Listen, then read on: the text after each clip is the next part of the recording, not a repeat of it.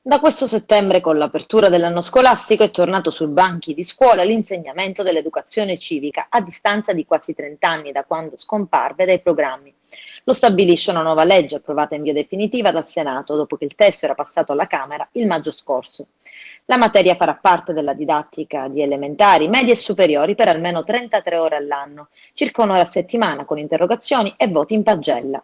Gli studenti saranno impegnati ad apprendere i principi della Costituzione e delle istituzioni europee, ma seguiranno lezioni anche su educazione alimentare, promozione della salute e del benessere, rispetto delle regole della convivenza civile.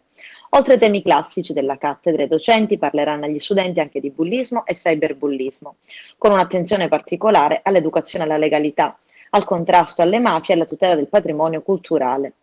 Una parte del programma poi sarà dedicata all'educazione stradale, considerato che proprio nell'età delle superiori ci si avvicina alla patente di guida, sia per i motorini che per le auto. Prevista anche una parte dedicata all'ambiente e all'ecologia, con lo studio di tematiche ambientali, sviluppo ecosostenibile e tutela del patrimonio ambientale. Altre novità anche per lo studio delle identità territoriali, oltre che delle produzioni e delle eccellenze agroalimentari.